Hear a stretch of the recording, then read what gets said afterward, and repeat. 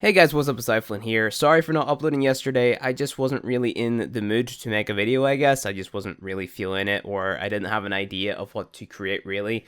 But I'm back today with more ideas on things to post.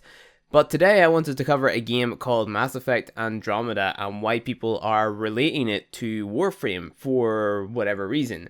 And I think I kind of know why, but at the same time, I don't know why, because I feel like Warframe has a lot more content in it to play around with and mess around with, really. But I guess it's the sheer feel of the gameplay that people are relating Mass Effect Andromeda to Warframe. Now, I'm an Origin Access member, which means I pay I think it's £6.99 a month, and I get to play a 10-hour trial of all the games. And I've been playing this game for about 5 hours today. It's pretty awesome. I'm not gonna lie, like the amount of abilities, customization, and skill trees and stuff that you have within the game is awesome. Especially whenever you pair that with the extremely awesome, I want to say, wave defense and objective based gameplay that it has in the multiplayer. You know, it's really, really good. I was playing a little bit of the story, but I had a few gripes with the story missions. Let's say, for example, whenever a cutscene comes up, it's a very story-driven game, so the cutscenes actually mean a lot. But you get to take a fully customized character into the cutscenes, and what I seen happening was like my character's eyeballs clipping through the eyelids and eyelashes during cutscenes, which really turned me off the story and made it so that I couldn't take any of the cutscenes or storytelling absolutely seriously. But hopping in the multiplayer with some of my friends, it is really cool because it gets really tense really fast, and it reminded me of whenever I used to do really long wave survival and defense missions in the void on Warframe, which is what I loved about it. It just got super tense super fast. And if you don't have like the right team setup, like a healer, a tank, and a DPS, then it really gets hard. And you have to have an extensive kit of like supplies to really back you up. Now, within Mass Effect Andromeda, there is a decent amount of class variety, I want to say. You get the basic human classes, and within this human class, you get all these different sort of, I want to say, skill trees or skill types. So you might get biotic, you might get like an engineer or something of the sort, and then you get all these different races, and all the races kind of have their own sort of skill ability tree type thing. And it's super cool because that right there is a lot of variety. The real only gripe that I have with the multiplayer right now is the limited amount of maps that there is within it. You can make it scale up in this difficulty, so you have your bronze tier, silver tier, and gold tier, and that's your levels of difficulty, and that's how it's determined within the matchmaking system. But there's a very limited amount of maps. There's 5 maps right now, which is very limited. And it's also kind of random what game mode you're playing within the multiplayer, if you get what I mean by that. So it's basically a survival mission. You go in there, there's a set amount of waves, and within those set amount of waves, you'll get different objectives that kind of pop up.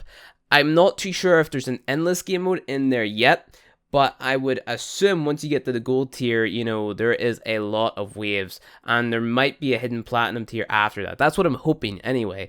So this is kind of just my initial thoughts and impressions on the game, and why I think it kind of relates to Warframe in a sense, because of that survival defensey type gameplay, how tense it can get super quickly if you don't have the right gear or equipment, or just starting out.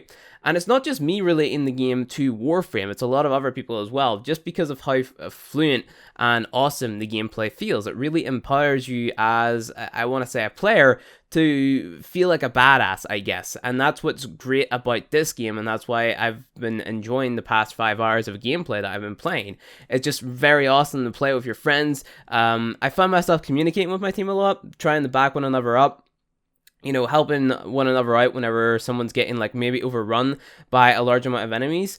And that's super cool. My only real gripe with the game as a whole, like, the cutscenes aside, is the lack of content that there is for the multiplayer. Like, a player versus player could have been implemented, a larger variety of maps, more sort of specific game modes for the defense survival co-op mission type thing would have been nice, and even co-op for the single player, because within the single player, you have yourself and a squad of 2 teammates with you, so there's no reason that there couldn't have been, a free player co-op implemented in there.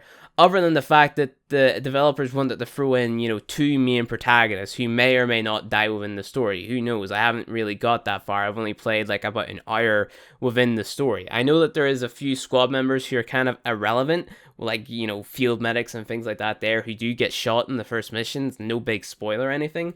But, you know, I feel like if they add in a single player co-op type thing, which, you know, you could run through the single player on like the hardest difficulty possible, and it would be an amazing experience, which, you know, you kind of have to fight for and battle for, and it would be super cool. Of course, but from a storytelling standpoint, it wouldn't really make sense because it kind of revolves around your main protagonist in a sense that you have this connection with multiple characters within the series or whatever the case may be, and like a computer AI, which stops that from happening, I guess.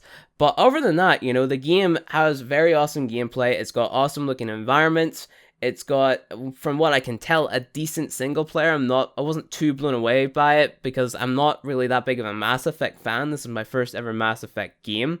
But it was one of the very few amount of games that was able to grab me in from the start and make me, I don't want to say care about the characters within it, but, you know, it gave me a sense of, okay, I understand what's happening here. I can follow this story pretty easy, and that's cool and everything. We're looking for a home planet for, you know, X amount of humans who are on this big ship who are currently in cryostasis or whatever the case may be, you know, and that was cool. I thought that the concept behind that was awesome. You get introduced to this awesome alien species that you go ahead and kill, and it feels like they almost kind of have like a Warframe style of art style, I guess you could say. The enemies, like I want to say the big bruiser looking enemies, the kind of like rebel wasteland planet looking shark looking like alien things, they reminded me of the Grenier because of the way that they wore their armor and how their armor looked. It reminded me of that sort of bulky standout sort of like, you know, weird looking Grenier armor, which was a unique art style for Warframe, and it's been introduced into a more sort of graphically, I wouldn't say Warframe isn't a really, you know, intense graphic game, but this game, I guess, took it up a level and made it look just that little bit more sort of appealing to the human eye, I guess I could say. But it's a super awesome game. I definitely recommend, if you have Origin Access and you're a fan of Warframe, go ahead, jump in, check it out, play around with the multiple skill trees that are in the game. Definitely check out the multiplayer because that's my biggest attraction to it at the minute, and I hope that they expand upon it later on down the line. If not, well then, whatever, I guess. I'll enjoy it while it lasts. But right now, I feel like the game is in a very good position. If you want to just pick it up, play it, get a feel for the gameplay, and if they happen to add things in later on down the line, that's awesome. Great. Do I think it's worth £45, I guess? That's with the 10% Origin Access. No. I wouldn't say it's worth that much, but maybe you get it for like 20 to £35. That's how much I would pay for the game to really make it worth it. Of course, I haven't played through the entirety of the single player, and I haven't played every single bit of the multiplayer yet, but I do think that I will get a lot of hours out of the multiplayer if I decide to actually pick this game up and buy it. And I know 5 hours might not seem like a lot of time to give you guys a first impressions, but it's an ample amount of time to tell you guys what's in the game, how it relates to Warframe, and why I'm enjoying it so much because of the sort of nostalgic feel that it gives me, going back to the old days within Warframe with those very long ass run, you know, void T4 defenses and, you know, things like that there. So it's been awesome playing the game. Reminded me of Warframe, how it was in the past with the long ass runs, like I just said. And yeah, I'm really enjoying the game. And of course, I'm not going to make this like a Mass Effect Andromeda channel or anything, but I just thought it would be cool to sort of show you guys this game because it is heavily sort of related to Warframe in a sense, because people are relating the two games and joining them together. So that's going to be it for this video, guys. If you enjoyed this video, don't forget to hit that like button below, and you want to see more Warframe content from me, hit subscribe, and I'll see you guys in the next video.